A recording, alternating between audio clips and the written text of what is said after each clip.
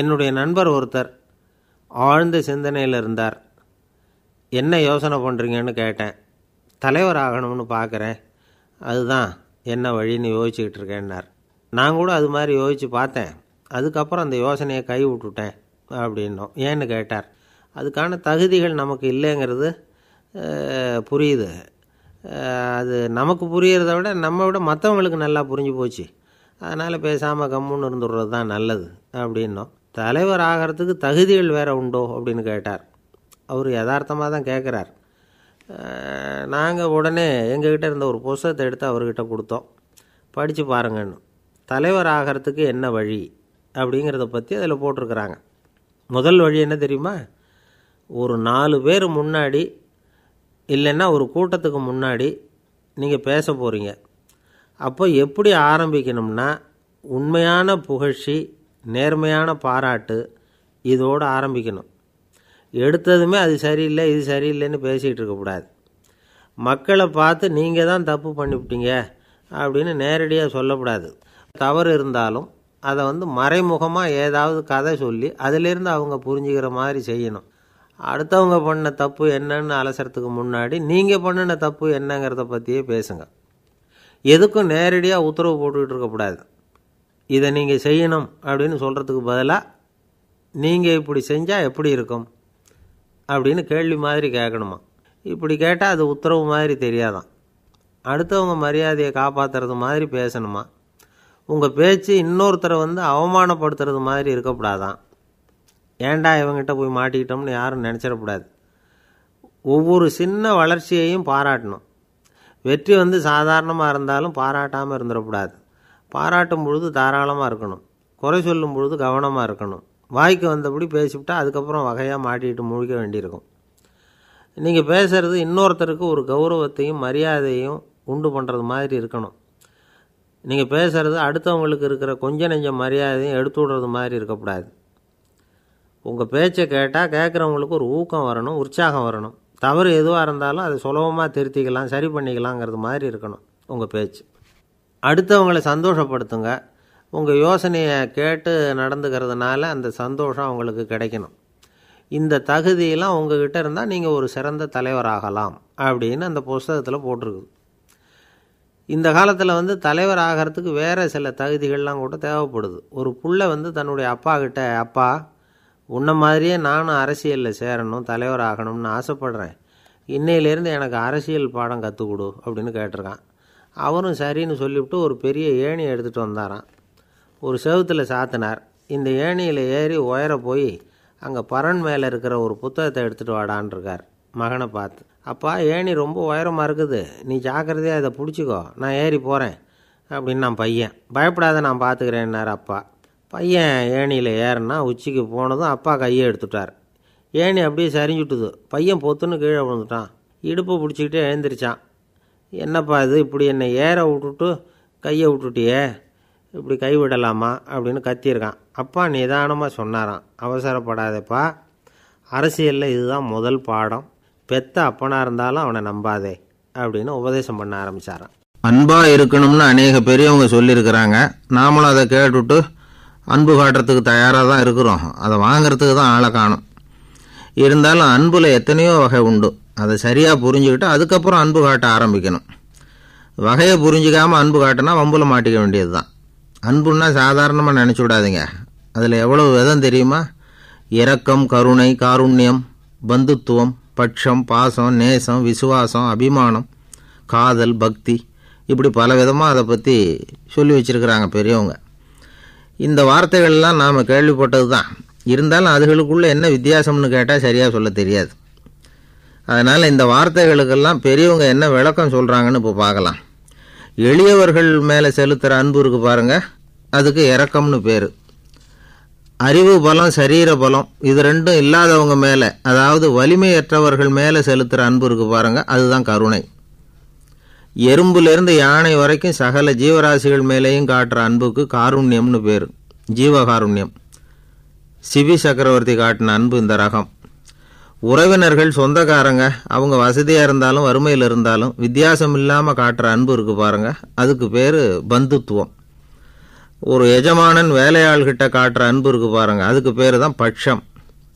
அவனும் தன்னை மாதிரி மனுஷன்தாங்கிற நினப்பு வேணும். ஒரு தாய் தன்னுடைய குழந்தை மேலே, ஒரு குழந்தை தன்னுடைய தாய் மேலே செலுத்துகிற அன்புக்கு பாசம்னு பேர். ஈருடல் ஓர் உயிர்னு நினைக்கிறது இது. ராமரும் கௌசலையும் இதுக்கு உதாரணம். தம்மை ஒத்த நண்பர்கள்கிட்ட செலுத்துகிற அன்புக்கு நேசம்னு பேர். வயசு, செல்வம், அந்தஸ்து இந்த வித்தியாசமெல்லாம் பார்க்காம அவங்க சுக துக்கத்தில் சமபங்கு எடுத்துக்கிறது இது. கிருஷ்ணன் குசேலர்கிட்ட காட்டினது இந்த ரகம். வேலை செய்கிறவன் முதலாளிகிட்ட காட்டுற அன்புக்கு விசுவாசம்னு பேர். தேசத்து மேலேயும் தாய்மொழி பேர்லையும் செலுத்துகிற அன்புக்கு அபிமானம்னு பேர். தேசாபிமானம்னு சொல்கிறோமே இதுதான். ஒரு கணவன் மனைவி பேரில் காட்டுற அன்புக்கு காதல்னு பேர். கடவுள் பேரில் செலுத்துகிற அன்புக்கு பக்தின்னு பேர். இப்படி அன்புல பல ரகம் இருக்கிறப்போ அதில் உள்ள வித்தியாசம் தெரியாமல் இடம் மாற்றி அன்பு காட்டினா இடைஞ்சல் தான். சரி, இந்த அன்பை பற்றி விஞ்ஞானம் என்ன சொல்லுது தெரியுமா? இதயத்தை பாதுகாக்கிறதுக்கு முக்கியமாக தேவைப்படுற ஒன்று இந்த அன்பு தான்னு சொல்லுது. நெதர்லாந்து விஞ்ஞானிகள் இதை ஆராய்ச்சி பண்ணியே கண்டுபிடிச்சிருக்கிறாங்க. கொஞ்சம் முயல் குட்டிகளை 2 பிரிவாக பிரித்தாங்க. 2 குரூப்புக்கும் கொழுப்பு அதிகமாக உள்ள ஆகாரத்தையே கொடுத்துக்கிட்டு வந்தாங்க. ஆனால் ஒரு குரூப்புக்கு வெறுமன ஆகாரத்தை கொடுத்ததோடு சரி, இன்னொரு குரூப்பு முயல்களுக்கு ஆகாரம் கொடுத்ததோடு நிறுத்திக்கல. அதுக்கு முன்னாடி கூண்டுகளை திறந்து விட்டு முயல்களை கொஞ்ச நேரம் எடுத்து கொஞ்சி விட்டு அதுக்கப்புறமா ஆகாரம் கொடுத்தாராம் ஆராய்ச்சியாளர். இந்த குரூப்புக்கு இதய பாதிப்பு 60% குறைச்சலாக இருந்துதான். சில நோயாளிகளுக்கு ஹார்ட் அட்டாக் வந்தாலும் அதை தாங்கிக்கிட்டு குணமாகிற சக்தி அதிகமாக இருக்குது. இது எப்படின்னு ஆராய்ச்சி பண்ணி பார்த்துருக்குறாங்க. அவங்கெல்லாம் மனைவி தன் பேரில் ரொம்ப அன்பாக இருக்கிறதாக நினைக்கிறவங்களாம் இருக்கிறாங்களாம். இதய நோயாளிகள் பல பேரை சந்தித்து இதய நோய் ஏற்பட என்ன காரணம்னு கேட்டிருக்கிறாங்க. அவங்க சொன்ன காரணம்லாம் சாப்பாடு சம்பந்தமாக இல்லையா, மனைவி அன்பா இல்லை, இப்படிப்பட்ட காரணத்தை தான் சொல்கிறாங்களாம். அதனால் இதயத்தை பாதுகாக்கணும்னு நினைக்கிறவங்க அடுத்தவங்க அன்பாக இருக்கிறது மாதிரி பார்த்துக்குங்க, அதுதான் முக்கியம். ஒருத்தர் முகம் பூரா பிளாஸ்டரி போட்டுக்கிட்டு வந்தார். ரொம்ப கோபமாக, என்னங்க ஆச்சுன்னு விசாரித்தேன். எல்லாம் உங்களால் தான் சார்னார். விவரமாக சொல்லுங்களேன். என்ன, உங்கள் தகவலை கேட்டுவிட்டு ஒரு பூனைக்குட்டியை கையில் எடுத்தேன் அன்பாக அதை தடவி கொடுக்கறதுக்காக. ஆனால் அது முந்திக்கிட்டது, அது என் முகத்தை தடவி கொடுத்துட்டுது, முகம் பூரா நகை கீறல், அதுதான் இப்படி அப்படின்னார். அன்புல அறிவு சேராததுனால வந்த கோளாறு இது. ஒருத்தர் மனசில் நிம்மதி இல்லாமல் உட்காந்துருந்தார். என்ன சார் விஷயம் அப்படின்னு விசாரித்தேன். அகலக்கால் வச்சுட்டேன், அதுதான் அவதிப்படுறேன்னார். விவரமாக சொல்லுங்கன்னு. வீடு கட்டணும்னு ஆரம்பித்தேன், வேலை பாதியிலேயே நிற்கிது, கையில் பணம் இல்லை அப்படின்னார். இது மாதிரி ஆசாமிகள் பல பேரை நீங்கள் பார்த்துருக்கலாம். இவங்கெல்லாம் சுலபமாக மன அழுத்தத்துக்கு ஆளாயிடுறாங்க. மன உளைச்சல், அதாவது ஸ்ட்ரெஸ் அப்படின்னு சொல்கிறோமே, அதுக்கு அடிப்படையான சில காரணங்கள் உண்டு. அதாவது மிகையாக திட்டமிடுதல் அப்படிங்கிறதும் ஒரு முக்கியமான காரணம். நடைமுறை சாத்தியம் என்னங்கிறத மனசில் வச்சுக்கிட்டு எந்த திட்டத்தையும் தீட்டணும், அப்போ தான் அது சரியாக வரும். 2வது காரணம் என்ன தெரியுமா? ஒரே நேரத்தில் பல்வேறு செயல்களில் ஈடுபடுறது. தொலைபேசியில் பேசிக்கிட்டே கையில் இருக்கிற கடிதத்தை படிச்சுக்கிட்டே எதிரில் உட்காந்துக்கிட்டு இருக்கிறவருக்கும் அப்பப்போ பதில் சொல்லிக்கிட்டு மனசில் பல்வேறு சிந்தனைகளை அப்படியே ஓட விட்டுக்கிட்டு இருக்கிறது, இதுவும் மன அழுத்தத்தை உண்டாக்குது. 3வது காரணம், எதிலேயும் வெற்றி மட்டும் எதிர்பார்க்குற ஒருதலைப்பட்சமான ஆர்வம். நாம் தொட்டதெல்லாம் வெற்றியாகவே முடியணும் அப்படின்னு எதிர்பார்க்குறவங்க ஏதாவது ஒன்றில் தோல்வியை கண்டால் தோண்டு போயிடுறாங்க. எப்படியும் முடியலாம்ங்கிற எண்ணம் ஏற்கனவே நமக்குள்ளே இருந்துட்டுதுன்னா அந்த அவஸ்தை வராது. அதனால் அதுவும் நம்ம வளர்த்து கொள்ள வேண்டிய ஒரு குணம். மன உளைச்சல் ஏற்படுறதுக்கு இன்னொரு காரணம், எதையும் வேகமாக செஞ்சுடணும் அப்படிங்கிற துடிப்பு. அந்த துடிப்பே மனசை அழுத்த ஆரம்பிச்சிடும். எந்த ஒரு காரியத்திலையும் தாமதமோ இடையூறோ ஏற்பட்டால் அதை பொறுத்துக்கிற மனப்போக்கம் வேணும். அது இல்லாதவங்க அழுத்தத்துக்கு ஆளாயிடுறாங்க. சில பேர் வேலைன்னு எந்த நேரம் பார்த்தாலும் வேலையே கதின்னு கிடப்பாங்க. பொழுதுபோக்குக்கோ உடற்பயிற்சிக்கோ குடும்பத்தில் உள்ளவங்க அல்லது நண்பர்கள் கூட கலந்துரையாடவோ கொஞ்சம் கூட நேரம் ஒதுக்க மாட்டாங்க. இந்த சுபாவம் மன அழுத்தத்தை உண்டு பண்ணும். இதையெல்லாம் புரிஞ்சுக்கிட்டு அதிலிருந்து விடுபடுறது எப்படின்னு யோசிக்கணும். வல்லுநர்கள் இது தொடர்பாக சில யோசனைகளை சொல்லி வச்சுருக்கிறாங்க. அது என்னென்னா, வாழ்க்கைங்கிறது பிரச்சனைகளால் பின்னப்பட்ட ஒன்று, அது எப்போவுமே முடிவடையாத ஒரு தொடர்கதை அப்படிங்கிறத முதல்ல நாம் புரிஞ்சுக்கணும். ஒரே நேரத்தில் ஒரு காரியத்தில் மட்டுமே நாம் கவனம் செலுத்தணும். அடுத்தவங்க காரியத்தில் தலையிடக்கூடாது. எதையும் பேச ஆரம்பிக்கிறதுக்கு முன்னாடி நம்மை நாமே கேட்டுக்க வேண்டிய கேள்வி 2. 1, நான் சொல்ல போகிறது ரொம்ப முக்கியமானதா? 2வது, நான் சொல்கிறத அவங்க கேட்குறதுக்கு ஆசைப்படுறாங்களா? நான் பேசுகிறதுக்கு அது சரியான நேரம்தானா? இதை யோசித்து பார்த்ததுக்கப்புறம் எதையும் பேச ஆரம்பிக்கணும். முடிஞ்ச அளவுக்கு வளைந்து போகிற சுபாவத்தை வளர்த்துக்கணும். நம்ம நேரம் விலை மதிப்பு இல்லாதது, அதை வீணாக்கக்கூடாது. சிரிக்க தெரியலனாலும் பரவாயில்ல, முகத்தில் கொஞ்சம் புன்முறுவலாவது காட்டணும். இதெல்லாம் ரொம்ப முக்கியம். அடுத்தவங்க ஏதாவது செஞ்சால் உடனே நன்றி சொல்ல மறக்கக்கூடாது. தினமும் கொஞ்சம் நேரத்தை தனிமையில் செலவு பண்ணணும். மன உளைச்சலிருந்து விடுபடுறதுக்கு 3 முக்கிய வழிகள் சொல்கிறாங்க. அதை சுருக்கமாக ரெட் அப்படின்னு சொல்கிறாங்க. RED ஆங்கில எழுத்தில். அந்த முதல் எழுத்து ஆர், அது என்னென்னா ரிலாக்ஸேஷன், அதாவது இடை ஓய்வு. 2வது இ எக்ஸர்சைஸ், உடற்பயிற்சி. 3வது டயட், திட்டமிட்ட உணவு முறை. அதனால் தியானம், மூச்சு பயிற்சி இதெல்லாம் இந்த இடை ஓய்வுக்கு வழிகள். எந்த வேலையையும் தொடர்ந்து செய்யக்கூடாது. எல்லார்கிட்டையும் கலகலப்பாக பழகணும். மாதத்துக்கு ஒரு நாளாவது குடும்பத்தோடு வெளியில் போயிட்டு வரணும். சுலபமான உடற்பயிற்சிகளை செய்யலாம். உடற்பயிற்சிங்கிறது நமக்காக நாம் செய்கிற ஒரு நீண்டகால முதலீடு அப்படின்னு சொல்லுவாங்க. அதாவது லாங் டேர்ம் இன்வெஸ்ட்மெண்ட்டாக. அளவோடு சாப்பிட்ணும், மெதுவாக சாப்பிட்ணும். இதெல்லாம் கொஞ்சம் மனசில் வச்சுக்கிட்டு நடந்துக்கிட்டால் மகிழ்ச்சியாக வாழலாம். சில பேர் சாப்பாட்டு விஷயத்தில் ரொம்ப அக்கறை எடுத்துக்கிறது உண்டு. ஒரு குண்டு ஆசாமி சாப்பிட உக்காந்தார். முதல்ல ஒரு மாத்திரை சாப்பிட்டார். எதுக்குன்னு கேட்டோம். பசி எடுக்கிறதுக்குன்னார். சாப்பிட்டு முடித்தார். பிறகு மறுபடியும் ஒரு மாத்திரை சாப்பிட்டார். இது எதுக்குன்னு கேட்டோம். சாப்பிட்டது ஜீரணமாகறதுக்கு அப்படின்னார். ஒருத்தரை பார்த்து உன்னுடைய நண்பர்கள் யார் அப்படின்னு ஒரு கேள்வி கேட்டு பாருங்க. கொஞ்சம் யோசித்து பதில் சொல்லுவாங்க. அவங்கக்கிட்டேயே உன்னுடைய எதிரிகள் யார் அப்படின்னு கேளுங்க, கடகடன்னு ஒப்பிச்சிருவாங்க. நம்ம மனசு இருக்க, அது எப்படின்னா நம்ம நண்பர்களை விட எதிரிகளை அது நல்லா ஞாபகத்தில் வச்சுக்கும். இது ஒரு ஆச்சரியமான உண்மை. உங்களால் நண்பர்களை மறந்துட முடியும், ஆனால் எதிரிகளை மறந்துட முடியாது. இது ஒரு வேடிக்கையான நிலைமை தான். அழகான தருணங்களை நாம் ஏன் மறந்துடுறோம்? இது இயற்கை. ஏன்னா நம்ம மனசு மலர்களை கவனிக்கிறதில்ல, அதில் இருக்கிற முள்ளை தான் கவனிக்குது. தன்னை காயப்படுத்துகிற எதையும் அது உடனே கண்டுகொள்ளுது. ஒரு தெளிந்த சிந்தனையுடைய மனசு மிக அழகாக உள்ள எல்லாத்தையும் கவனிக்கும். அது நன்றியுடன் உணரக்கூடிய எல்லாத்தையும் பார்த்து குறிச்சிக்கும். இப்படிப்பட்டவங்க வாழ்க்கை இயல்பாகவே நல்லா அமையும். அது ரொம்ப அபூர்வம். மனசில் உள்ள ஒரு சிறிய அமைப்பை மாற்றுவதை பொறுத்து தான் இந்த விஷயம் அப்படிங்கிறார் ஓஷோ. ஒரு யூத கோவில் இருந்து தான், அது யூதர்களின் மடமாகவும் இருந்தது. அங்கே ஒரு தலைமை குரு, அவர் ரொம்ப கண்டிப்பானவர். அந்த கோவிலை ஒட்டி ஒரு தோட்டம். ஒரு நாள் காலையில் அந்த தோட்டத்தில் 2 இளம் யூதர்கள் நடந்து போய்கிட்டு இருக்கிறாங்க. காலையில் 1 மணி நேரம், மாலையில் 1 மணி நேரம் அவங்க அந்த தோட்டத்தில் நடக்கிறதுக்கு அனுமதி உண்டு. மற்ற நேரங்களில் அவங்க மத புத்தகங்களை படிக்கணும், பிற விதிமுறைகளை கடைபிடிக்கணும். அந்த 2 பேருமே தொடர்ந்து புகைப்பிடிக்கிற பழக்கம் உள்ளவங்க. ஆனால் கோவில் மடத்தில் இருக்கிறப்போ அவங்க புகைப்பிடிக்க முடியாது, அது கடுமையான குற்றம். சரி, நாம் தோட்டத்தில் இருக்கிறப்போவாவது புகைப்பிடிக்கலாமா அப்படின்னு ஒரு ஆசை அவங்க 2 பேருக்குமே. இருந்தாலும் பயம். இப்படி கேட்டால் மதகுரு என்ன சொல்லுவாரோ அல்லது என்ன செய்வாரோங்கிற பயம். இப்படியே கொஞ்ச நாள் ஆச்சு. ஒரு நாள் இந்த 2 பேரில் ஒருத்தன் ரொம்ப கலங்கி போய் அந்த கோவிலிருந்து வெளியில் வந்துக்கிட்டு இருந்தான். வந்தவன் நேராக தோட்டத்து பக்கம் போனான். அங்கே இன்னொருத்தன் ஆனந்தமாக புகை பிடிச்சிக்கிட்டு இருக்கிறான். அதை பார்த்து தான் இவனுக்கு அதிர்ச்சி. அட கடவுளே, என்ன இது, நீ கேட்காமலே ஆரம்பிச்சிட்டியா அப்படின்னா. இல்லை இல்லை, நான் கேட்டுவிட்டு தான் ஆரம்பிச்சிருக்கேன்னா அவன். அப்படியா, என்ன மனுஷன் இவர், நானும் தான் கேட்டேன், என்னை கண்ணாபுண்ணான்னு திட்டிவிட்டார். இது என்ன கோவிலா இல்லை நரகமா?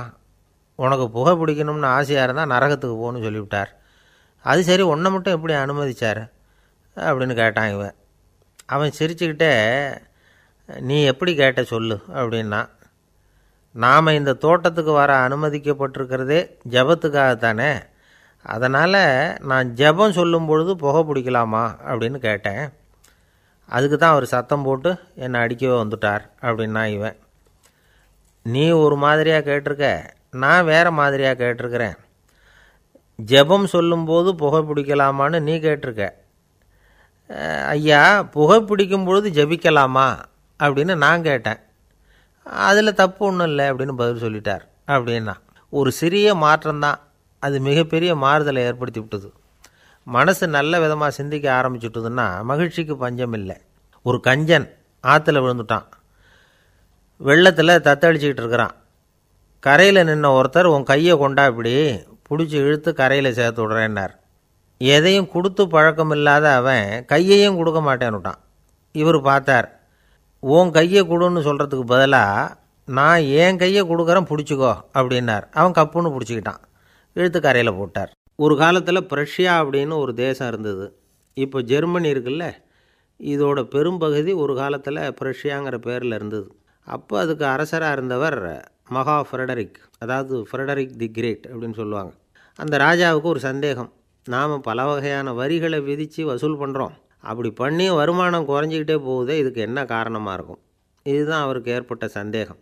ஒரு சமயம் அந்த அரசர் தம்முடைய அமைச்சர்களையும் பிரபுக்களையும் தளபதிகளையும் கூப்பிட்டு ஒரு விருந்து வச்சார். விருந்து முடிஞ்சதும் அவங்கள பார்த்து இந்த சந்தேகத்தை கேட்டார். வரிகள் அதிகமாக விதித்து வருமானம் குறையறதுக்கு என்ன காரணம் அப்படின்னு கேட்டார். பல பேருக்கு இதுக்கு சரியாக பதில் சொல்ல தெரியல. அனுபவசாலியான ஒரு தளபதி எழுந்திருச்சார். அரசே, அது எப்படிங்கிறத இப்போ உங்களுக்கு காட்டுறேன்னார். உடனே ஒரு பெரிய பனிக்கட்டி ஒன்றை தன்னுடைய கையில் எடுத்தார். அதை அப்படியும் எப்படியும் திருப்பி பார்த்தார். அப்புறம் அடுத்தவர்கிட்ட கொடுத்தார். அவரும் அதை அப்படியும் இப்படியும் திருப்பி பார்த்துட்டு அடுத்தபடியாக இருந்தவர்கிட்ட கொடுத்தார். இப்படியே இதை ஒவ்வொருத்தராக பார்த்துட்டு ஒவ்வொரு கையாக மாறி கடைசியில் மன்னர் கைக்கு போய் சேர்ந்தது. மன்னர் கைக்கு அந்த பனிக்கட்டி போய் சேர்ந்தப்போ அது கொஞ்சம் கொஞ்சமாக உருகி ஒரு பட்டாணி கடலை சைஸுக்கு ஆகிட்டுது. மன்னர் யோசனை பண்ணார், வரி அதிகமாக போட்டாலும் வந்து சேர்றது குறைவாக இருக்கிறதுக்கு என்ன காரணம் அப்படிங்கிறது அவருக்கு புரிஞ்சு போச்சு. காலம்தான் மாறிக்கிட்டு இருக்கே தவிர இந்த கையூட்டு வாங்குகிற பழக்கம் மாறினதாக தெரியல. இன்னொரு ராஜா இருந்தார். அவர் தன்னுடைய ராஜாங்கத்தில் லஞ்ச ஊழலே சுத்தமாக இருக்கக்கூடாது அப்படின்னு நினச்சார். அவர்கிட்ட பல்வேறு துறைகளுக்கும் பொறுப்பாக இருந்த பல பேரும் ரொம்ப சுத்தமாகவும் நேர்மையாகவும் இருந்தாங்க. ஒரே ஒருத்தர் மட்டும் எல்லார்கிட்டையும் லஞ்சம் வாங்கிட்டே இருந்தார். அவரை வேறு வேறு துறைகளுக்கு மாற்றி பார்த்தாரு. அந்த ராஜா என்னென்னமோ பண்ணி பார்க்குறாரு. எந்த வேலையை கொடுத்தாலும் அதுலேயும் லஞ்சம் வாங்கிறதுக்கு ஒரு வழியை உண்டு பண்ணிக்குவார் அந்த ஆள். ராஜாவுக்கு இது ஒரு பெரிய தலைவலியாக போட்டுது. இவர் என்ன பண்ணுறது, இவருக்கு என்ன வேலையை கொடுக்கறது, கொஞ்சம் கூட லஞ்சம் வாங்கிறதுக்கு சான்ஸே இல்லாத ஒரு வேலையை கொடுக்கணும் அப்படின்னு திட்டம் போட்டார். ஒரு நாள் அவருக்கு அந்த உத்தரவும் போட்டுட்டார். அதாவது அவருக்கு என்ன வேலைன்னா, கடற்கரையில் தான் அவருக்கு ஆஃபீஸ். அங்கேயே இருந்துக்க வேண்டியது. தினமும் எத்தனை கடல் அலை கரையில் வந்து மோதுது அப்படிங்கிறத கணக்கெடுத்து ராஜாவுக்கு தெரிவிக்க வேண்டியது. இதுதான் அவருக்கு வேலை. பேசாமல் அலையை எண்ணிட்டு உட்காந்துருக்கிட்டோம், அப்போவாவது அவர் லஞ்சம் வாங்குகிற சந்தர்ப்பம் இல்லாமல் போயிடும் அவருக்கு அப்படின்னு நினச்சார் ராஜா. இந்த ஆள் கடற்கரைக்கு போய் டியூட்டியில் ஜாயின் பண்ணிக்கிட்டார். ஒரே மாதத்தில் அங்கே சொந்தமாக ஒரு பிரம்மாண்டமான மாளிகை கட்டிவிட்டார். ராஜாவுக்கு இது பெரிய ஆச்சரியமாக போச்சு. அலையை என்ற வேலையில் அந்த ஆள் எப்படி பணம் சம்பாதிச்சார் அப்படின்னு விசாரித்து பார்த்தார் அக்கம் பக்கத்தில். அந்த ஆள் என்ன பண்ணியிருக்கிறாருன்னா, கடற்கரையில் போய் பொறுப்பை ஏற்றுக்கிட்ட உடனே அங்கே இருந்த மீனவர்கள்கிட்ட எல்லாம் இந்த கரையில் வந்து ஒரு நாளில் வந்து மோதுகிற அலைகள் எத்தனை அப்படின்னு கேட்டிருக்காரு. அது எப்படிங்க தெரியும்னு இருக்காங்க அவங்க. தினமும் அந்த எண்ணிக்கை தெரியணும். நம்ம ராஜாவுக்கு தினமும் அறிக்கை அனுப்பணும், டெய்லி ரிப்போர்ட்டு. தவறுனா நீங்கள் இந்த கடலில் போய் மீன் பிடிக்கிறதுக்கு ராஜாவோட அனுமதி கிடைக்காது அப்படின்ட்டுருக்கார். உடனே மீனவர்கள்லாம் பயந்து போட்டாங்க. கடலுக்கு போகிறதுக்கு அனுமதி இல்லைன்னா பட்டினி கிடக்கிறது மாதிரி ஆகிடுமே. மெதுவாக அந்த ஆளுகிட்ட போனாங்க, காதோட காதாக சொன்னாங்க, ஐயா, எங்களால் வந்து கடல் அலையை வந்து எண்ண முடியாது. தினமும் எங்களால் முடிஞ்சதை உங்களுக்கு பணமாக கொடுத்துட்றோம். நீங்கள் தான் ராஜா கிட்ட சிபாரிசு பண்ணி நாங்கள் தொடர்ந்து மீன் பிடிக்கிறதுக்கு அனுமதி வாங்கி கொடுக்கணும் அப்படின்னு வேண்டிக்கிட்டாங்க. பணம் தினமும் வந்து சேர ஆரம்பிச்சுட்டுது. பதவியில் மற்ற பதவியோட இந்த பதவி எவ்வளவோ மேல் அப்படின்னு நினச்சிட்டான் அந்த ஆள். அது மட்டும் இல்லை, தயவு பண்ணி என்னை இந்த இடத்த விட்டு மாற்றிவிடாதீங்க சார் அப்படின்னு வேற கேட்க ஆரம்பிச்சிட்டானா. ஒரு தடவை நாரதர் ஒரு தெரு வழியாக போய்கிட்டு இருந்தார். வழியில் ஒருத்தர் வேத சாஸ்திரம்லாம் படிச்சுக்கிட்டு உட்காந்துருந்தார். அவர் நாரதரை பார்த்து எங்கே போயிட்டுருக்குறீங்கன்னு கேட்டார். கடவுளை பார்த்துட்டு வரலாம்னு போயிட்டுருக்கிறேன் அப்படின்னார் நாரதர். அப்படின்னா அவர்கிட்ட எனக்கு எப்போ முக்தி கிடைக்கும்னு கேட்டுட்டு வாங்களேன் அப்படின்னார் இவர். சரி, கேட்டு வரேன் அப்படின்னு சொல்லிவிட்டு நாரதர் நடந்தார். கொஞ்சம் தூரத்தில் ஒரு மரத்தடியில் ஒரு தொழிலாளி செருப்பு தைச்சிக்கிட்டு உட்காந்துருந்தார். அந்த ஆளும் அதே மாதிரி கேட்டுக்கிட்டார். எனக்கு எப்போ முக்தி கிடைக்கும்னு கடவுள்கிட்ட கேட்டுக்கிட்டு வாங்களேன்னார். அவர்கிட்டையும் சரின்னு சொல்லிவிட்டு நாரதர் நேராக வைகுண்டத்துக்கு வந்து சேர்ந்தார். கடவுளை பார்த்தார். இவங்க 2 பேரும் சொல்லி அனுப்பின விஷயத்தை பற்றி கேட்டார். அதுக்கு கடவுள் சொன்னார், அந்த செருப்பு தைக்கிற தொழிலாளி உடல் நீத்ததும் உடனே என்னை வந்து அடைவான். ஆனால் அந்த சாஸ்திரம் படித்த ஆள் இப்போதைக்கு என்கிட்ட வந்து சேரமாட்டான். அவன் இன்னமும் பல பிறவிகள் எடுத்து அங்கேயே இருக்க வேண்டியிருக்குது. எப்போ இங்கே வந்து சேருவான்னு எனக்கே தெரியாது அப்படின்னார். நாரதருக்கு இதோட ரகசியம் என்னங்கிறது புரியல. எனக்கு ஒன்றும் புரியலையேன்னாரான் கடவுள்கிட்ட. சீக்கிரம் புரிஞ்சுக்குவேன். நீ திரும்பி போகிறப்போ நான் இங்கே வைகுண்டத்தில் என்ன செஞ்சுக்கிட்டு இருக்கேன்னு கேட்டால், ஒரு ஊசியின் துவாரத்தில் ஒரு யானையை கோத்துக்கிட்டு இருக்கிறேன்னு அவங்கக்கிட்ட சொல்லு அப்படின்னார் கடவுள் சிரிச்சுக்கிட்டே. நாரதர் பூமிக்கு திரும்பினார். கடவுளை பார்த்தீங்களா எப்படி இருக்கார் அப்படின்னு விசாரித்தார். வேத சாஸ்திரம் படித்தவர். ஓ பகவானா, அவர் யானையை ஊசியின் காதில் நுழைச்சிக்கிட்டு இருக்கிறார் பார்த்தேன்னார் நாரதர். ஊசி காதில் யானையா? அது எப்படி முடியும்? நீங்கள் சொல்கிறத நான் நம்ப மாட்டேன்னு விட்டார் அவர். சரி, இந்த ஆளுக்கு இறைவன் பேரில் நம்பிக்கை இல்லை அப்படிங்கிறத நாரதர் புரிஞ்சுக்கிட்டார். அடுத்தபடியாக அந்த தொழிலாளி இருந்த இடத்துக்கு போனார். இறைவனை பார்த்தீங்களான்னு கேட்டார் அவர். பார்த்தேன், ஒரு ஊசி துவாரத்தில் யானையை கோத்துக்கிட்டு இருந்தார் அப்படின்னு சொல்லிவிட்டு நாரதர் அந்த ஆள் முகத்தை கவனித்தார். அந்த தொழிலாளி இதை கேட்டுட்டு கொஞ்சம் கூட ஆச்சரியப்படலை. அவரால் முடியாத காரியம் கூட உண்டானார். என்ன இப்படி சொல்கிற? ஊசியின் துவாரத்தில் யானையை கோக்க முடியும்னு நீ நம்புறியா அப்படின்னு கேட்டார் நாரதர். நிச்சயமாக நம்புகிறேன்னார் அவர். அது எப்படி அப்படின்னு கேட்டார் இவர். இதோ பாருங்கள், நான் இந்த ஆலமரத்தடியில் தான் தினமும் உட்காந்துருக்கிறேன். தினமும் இந்த மரத்திலிருந்து எவ்வளவோ பழம் கீழே விழுது. இந்த பழத்தில் இருக்கிற ஒவ்வொரு விதையிலேயும் உள்ள ஒரு ஆலமரம் இருக்குது. ஒரு சின்ன விதைக்குள்ளே ஒரு பெரிய ஆலமரம் இருக்க முடியுங்கிறப்போ ஊசி துவாரத்தில் கடவுள் யானையை நுழைய வச்சாருங்கிறத ஒத்துக்கிறதுல என்ன கஷ்டம் இருக்குது அப்படின்னு ரொம்ப சர்வசாதாரணமாக பதில் சொன்னாராம் அந்த தொழிலாளி. நாரதர் யோசனை பண்ணார். இந்த தொழிலாளி வேத சாஸ்திரங்களையெல்லாம் படிக்கலைன்னா கூட அறிவுபூர்வமாக சிந்தித்து இறைவனை நம்புகிறான். அதனால தான் கடவுள் இந்த ஆளுக்கு சீக்கிரம் முக்தி கிடைக்கும்னு சொன்னார் அப்படிங்கிறத புரிஞ்சுக்கிட்டாராம். இந்த கதையில் வர்ற கடவுள், நாரதர், வைகுண்டம் இதெல்லாம் ஒரு பக்கம் இருக்கட்டும். ஒரு சின்ன விதைக்குள்ளே ஒரு பெரிய ஆலமரம் தூங்கிக்கிட்டு இருக்குது அப்படிங்கிற உண்மை, அந்தரத்தில் 1000 கிரகங்கள் சுற்றிக்கிட்டு இருக்குங்கிற உண்மை, இதெல்லாம் நாம் பார்த்துக்கிட்டு தானே இருக்கிறோம். இந்த உண்மைகள் அதிசயமாக நமக்கு தெரியறதுனால அதை நம்பாமல் இருந்துட முடியாது. இயற்கையை பரிபூர்ணமாக நம்புங்கள், அந்த நம்பிக்கையே நம்ம வாழ்க்கைக்கு ஆதாரம் அப்படிங்கிறத விளக்கிறதுக்காக தான் இந்த கதை. இந்த காலத்தில் நம்ம பிள்ளைங்களுக்கெல்லாம் இது மாதிரி நம்பிக்கை அதிகமாகவே இருக்குது. ஒரு நாள் ஒரு சின்ன பையன்கிட்ட கேட்டேன், ஏன்பா கடவுள் ஒரு பானைக்குள்ளே ஒரு யானையை நுழைய வச்சுட்டாருன்னு சொன்னால் அதை நீ நம்புவியா அப்படின்னு கேட்டோம். நம்புவேன் சார், அது ஒன்றும் பெரிய அதிசயம் இல்லைன்னா. எப்படிறான்னு கேட்டோம். எப்படின்னா அந்த பானை அந்த யானையை விட பெருசாக இருந்திருக்கும், அவ்வளவுதான் அப்படின்னு சொல்கிறான். ஒரு ஜென் துறவி, அவருக்கு ரொம்ப வயசாகிட்டுது, கடைசி காலம். நண்பர்களெல்லாம் கூப்பிட்டார். நண்பர்களே, நான் வித்தியாசமான முறையில் சாகணும்னு ஆசைப்பட்றேன், அதுக்கு ஏதாவது யோசனை சொல்லுங்களேன் அப்படின்னு கேட்டாராம். நண்பர்கள் சிரித்தாங்க. என்ன பேச்சு பேசுகிறீங்க? சாவறதுங்கிறது என்ன விளையாட்டுத்தனமான காரியமா அப்படின்னு கேட்டிருக்காங்க. அந்த துறவி கொஞ்ச நேரம் யோசனை பண்ணார். அப்புறம் கேட்டாராம், இது வரைக்கும் யாராவது நடந்துக்கிட்டே இறந்துருக்குறாங்களா அப்படின்னாராம். எல்லாரும் இல்லைன்னாங்களாம். ஒருத்தர் மட்டும் சொல்லியிருக்கார், அப்படியும் ஒருத்தர் இறந்துருக்கிறதாக ஒரு கதையில் படிச்சிருக்கிறேன், ஒரு ஞானியால் தான் அப்படியெல்லாம் செய்ய முடியும் அப்படின்னு அவர் சொன்னாராம். சரி, அப்படின்னா அந்த முறை நமக்கு வேணாம், நின்றுக்கிட்டே யாராவது உயிரை விட்டுருக்காங்களா அப்படின்னு விசாரித்தாராம். அப்படியும் ஒருத்தர் இறந்துருக்கிறார் அப்படின்னாங்களாம். மறுபடியும் அந்த துறவி யோசனை பண்ணியிருக்கிறார், ஏதாவது வித்தியாசமான முறையில் நாம் போகணும் அப்படிங்கிறது அவருடைய விருப்பம். மனிதன் எப்படி வாழ்கிறானோ அப்படி இறப்பது தான் நல்லது. சரி, யாராவது தலைகீழாக யோகம் செய்யும் நிலையில் இறந்துருக்கிறாங்களா அப்படின்னு விசாரித்தாராம். நண்பர்கள் சிரித்தாங்க. தலைகீழாக நின்னபடி இறந்ததாக நாங்கள் கேள்விப்பட்டதே இல்லை, அது முடியாத காரியம் அப்படின்ட்டுருக்காங்க. இப்போ அந்த துறவிக்கு திடீர்னு உற்சாகம் வந்துட்டுது. உடனே எழுந்திரிச்சார், தலைகீழாக நின்னார், அப்படியே உயிரை விட்டுட்டார். அவ்வளோதான். அந்த மடாலயத்தில் ஒரே குழப்பம், எப்படி அவரை கீழே இறக்கி படுக்க வைக்கிறது அப்படின்னு புரியல. இப்படி உயிர் விடுறதை பற்றி அவங்க இது வரைக்கும் கேள்விப்பட்டதும் இல்லை. உண்மையிலேயே இவர் இறந்து தான் போனாராங்கிறதும் தெரியல. சோதித்து பார்த்தாங்க. இதய துடிப்பு, நாடி துடிப்பு எல்லாம் நின்று போயிருந்தது. இவர் எப்பவும் இப்படி தான், என்ன பண்ணுறது இப்போது அப்படின்னு சொல்லி எல்லோரும் குழம்பிக்கிட்டு இருக்கிற சமயத்தில் ஒரு பெரிய ஒரு யோசனை சொன்னார்.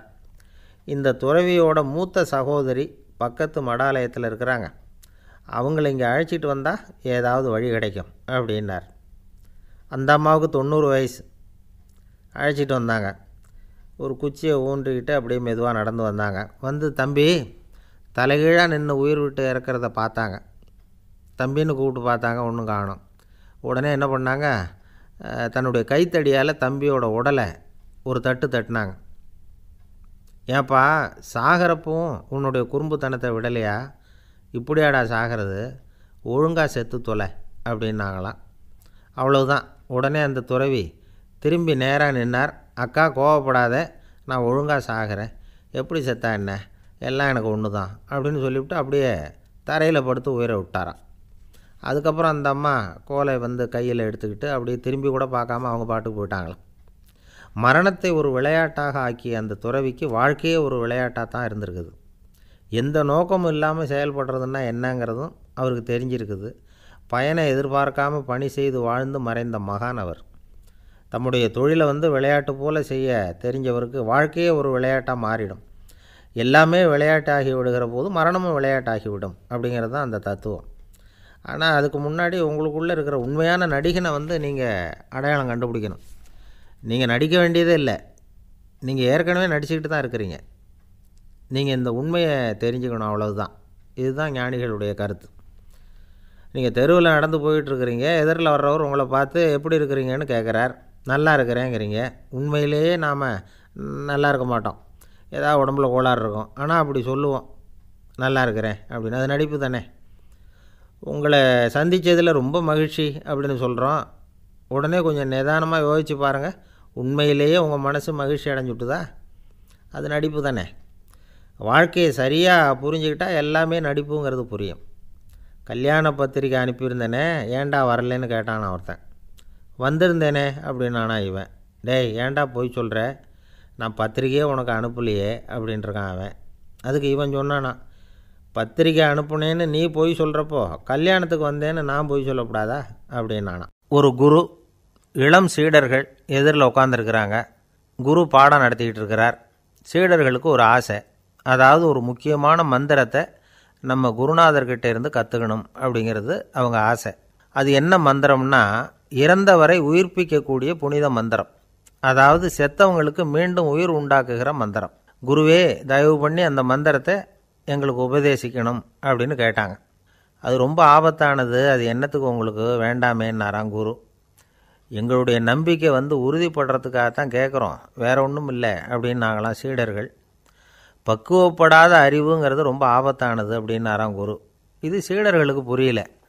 அது எப்படிங்க பக்குவப்படாத அறிவு ஆபத்தானதுன்னு சொல்கிறீங்க, அப்படின்னா என்ன அப்படின்னு கேட்டிருக்காங்க சீடர்கள். குரு அதுக்கு விளக்கம் கொடுத்தாராம். அந்த மந்திரத்தை எப்போ பயன்படுத்தணுங்கிறது முக்கியம். அதை அறியக்கூடிய ஞானம் ஏற்படுகிற வரைக்கும் அதை தெரிஞ்சுக்காமல் இருக்கிறது தான் நல்லது, இல்லைன்னா ஆபத்துன்னாராம். ஆனால் அந்த சீடர்கள் அதை கேட்குற மாதிரி இல்லை, ரொம்ப பிடிவாதம் பண்ண ஆரம்பிச்சிட்டாங்க. சரி வாங்க சொல்கிறேன்னார் குரு. எல்லோரும் வந்தாங்க. அந்த புனித மந்திரத்தை அவங்களுக்கு ரகசியமாக உபதேசம் பண்ணார். உபதேசம் பண்ணிவிட்டு அவங்களுக்கு எச்சரிக்கையும் கொடுத்தார்.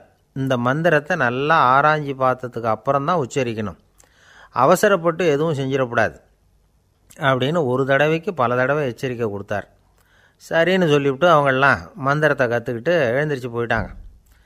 ஒரு நாள் அந்த சீடர்கள் எல்லாம் மணற்பாங்கான இடத்துல அப்படியே நடந்து போயிட்டுருக்கிறாங்க. ஒரு பாலைவன பகுதி மாதிரி ஒரு இடம். அங்கே ஒரு இடத்துல எலும்புகள் குவியலாக கிடந்தது.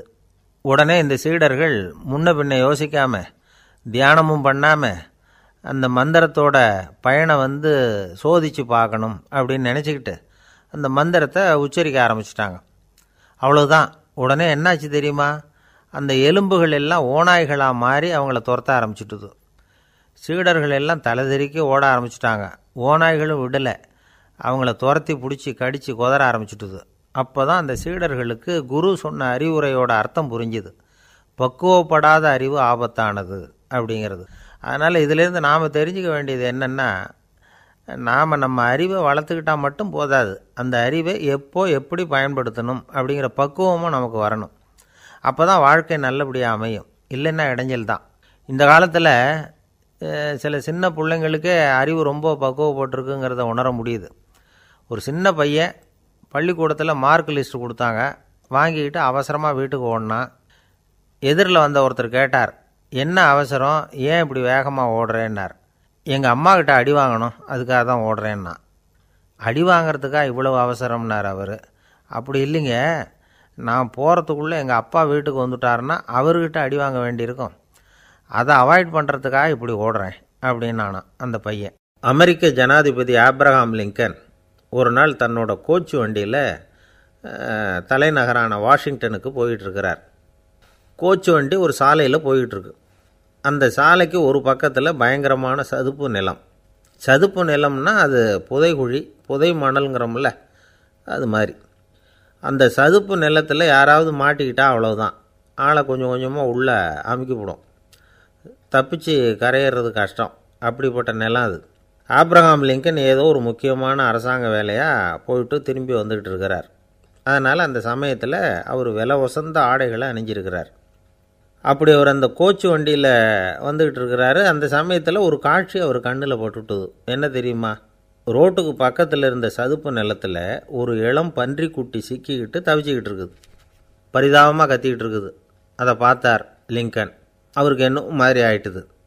உடனே வண்டியை நிறுத்த சொன்னார், கீழே இறங்கினார். தன்னோட விலை உசந்த ஆடைகளை பற்றி லட்சியம் பண்ணவே இல்லை. தனக்கே ஆபத்து வரலாம்ங்கிறத பற்றியும் கவலைப்படலை. தான் ஒரு குடியரசுத் தலைவருங்கிறத பற்றியும் அவர் நினச்சி பார்க்கல. நேராக அந்த சதுப்பு நிலம் பக்கமாக போனார். அந்த சேத்துல இறங்கி பன்றிக்குட்டியை காப்பாற்றி கரைக்கு கொண்டுட்டு வந்து சேர்த்துட்டார். அதுக்கப்புறம் நிம்மதியாக கோச்சு வண்டியில் ஏறி வெள்ள மாளிகைக்கு வந்து சேர்ந்தார். ட்ரெஸ்ஸு, உடம்பு பூரா சேறு சகதி. பார்க்குறவங்களுக்கெல்லாம் ஆச்சரியமாக போச்சு. அவங்களுக்கு ஒன்றும் புரியல.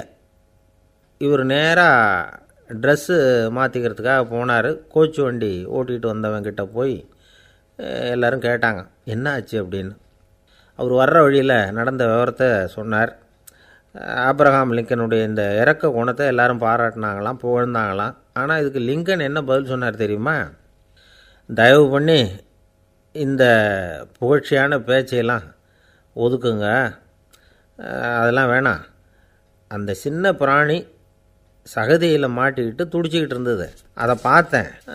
உடனே என்னுடைய இதயத்தில் ஒரு முள் தைச்சது மாதிரி ஒரு உணர்வு. அந்த முள்ளை பிடுங்கி எறிஞ்சேன், அவ்வளவுதான். உண்மையில் அந்த பிராணிக்கு நான் உதவினேங்கிறத விட எனக்கு ஏற்பட்ட இன்னலை போக்கிட்டேன் அப்படிங்கிறது தான் உண்மை. அதுதான் பொருத்தம். அப்படி இருக்கிறப்போ இதில் புகழறதுக்கு என்ன இருக்குது அப்படின்னார் ஆப்ரஹாம் லிங்கன். எவ்வளவு யதார்த்தமான வார்த்தைகள் பாருங்கள். இந்த காலத்தில் நம்மளையும் பல பேர் அப்படி உண்டு. நீச்சல் தெரியாத ஒரு ஆள் தண்ணியில் இறங்கிட்டான். தண்ணி ஆழங்கிறது அப்புறமா தான் தெரிஞ்சுது. தத்தளிக்க ஆரம்பிச்சிட்டான். வாழ்னு கத்துறான். கரையில் நின்றுக்கிட்டு இருந்த ஒருத்தர் இதை பார்த்தார். உடனே அவருக்கு இதயத்தில் முள் தைச்சது மாதிரி ஒரு உணர்வு. உடனே குபீர்னு தண்ணியில் பாய்ஞ்சார். அவரை காப்பாற்றி கரைக்கு கொண்டுட்டு வந்து சேர்த்தார். இதை பார்த்துக்கிட்டு இருந்த இன்னொருத்தர் காப்பாற்றின அந்த ஆளை பாராட்டி புகழ்ந்தார். என்ன புகழாதீங்க சார் அப்படின்னார் அவர். ஏன்னு கேட்டார் இவர். நான் அந்த ஆளை ஏன் காப்பாற்றினேன் தெரியுமா? அவன் நேற்றுக்கு என்கிட்ட 300 ரூபா கடன் வாங்கியிருக்கிறான். இவன் தண்ணியில் போட்டான்னா நான் கொடுத்த கடனும் தண்ணியில் போடும், அதனால தான் விழுந்து காப்பாற்றினேன் அப்படின்னா அந்த ஆள். சில பேரை இப்படி சொல்கிறது உண்டு. அடுத்தவங்களை அனுசரித்து நடந்துக்க தெரியல, அவன் என்ன சார் மனுஷன் அப்படிம்பாங்க. சக மனிதர்களோடு எப்படி பழகிறது அப்படின்னு தெரியாததுனாலேயே பல பேர் இன்றைக்கி சங்கடப்பட்டுக்கிட்டு இருக்கிறாங்க. வசதி வாய்ப்பெல்லாம் சரியாக இருக்கும், ஆனால் வாழ்க்கை சரியாக இருக்காது.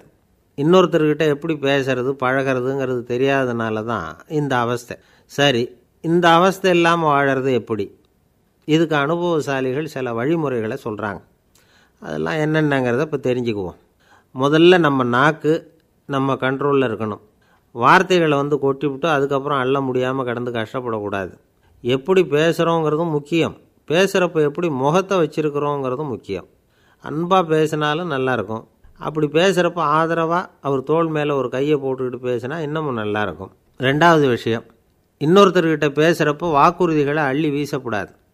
கொடுக்குற வாக்குறுதி குறைச்சலாக இருக்கணும். அப்படி கொடுத்த வாக்குறுதியை கண்டிப்பாக நிறைவேற்றணும்.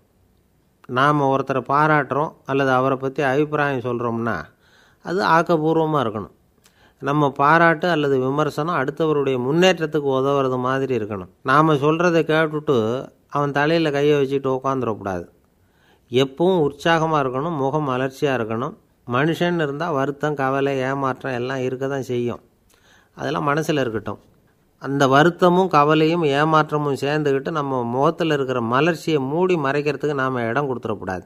எந்த விஷயத்தை பற்றி யாருக்கிட்ட பேசினாலும் வெளிப்படையாக பேசணும், திறந்த மனசோடு பேசணும்.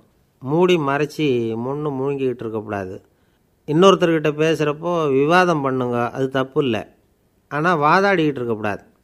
அதாவது என்ன சொல்கிறாங்கன்னா, டிஸ்கஸ் பண்ணலாம், ஆர்கியூ பண்ணக்கூடாதான். நம்மக்கிட்ட இருக்கிற நல்ல குணங்களை நாம் எடுத்து சொல்லிகிட்டு இருக்கக்கூடாது.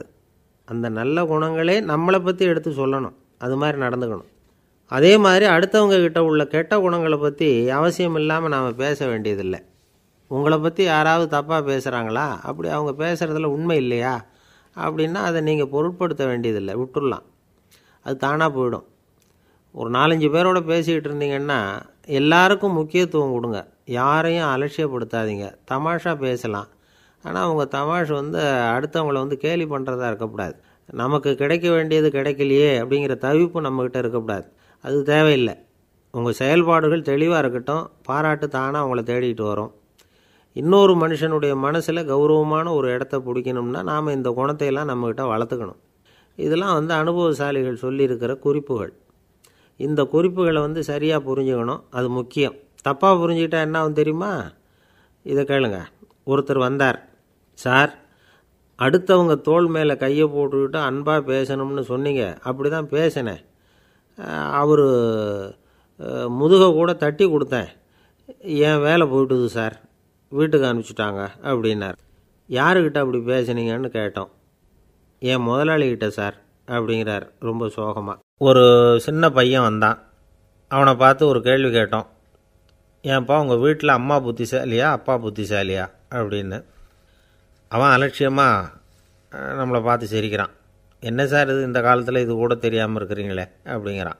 ஒரு சின்ன பையன் நம்மளை பார்த்து இப்படி கேட்டு விட்டானே அப்படின்னு நினைக்கிறப்போ நமக்கு ஒரு மாதிரி ஆகிடும். அதுக்கப்புறம்தான் இந்த தாத்தா பாட்டிலாம் சொல்கிற ஒரு கதை ஞாபகத்துக்கு வந்தது. அது என்ன கதை தெரியுமா?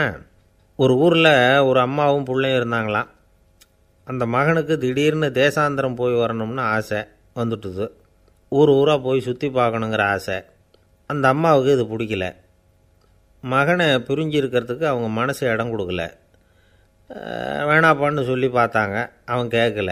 திடீர்னு புறப்படவும் செஞ்சுட்டான். சரி, இனிமேல் அவனை தடுக்க முடியாதுன்னு முடிவு பண்ணிட்டாங்க அந்த அம்மா. இருந்தாலும் புத்திசாலித்தனமாக ஒரு யோசனை பண்ணாங்க.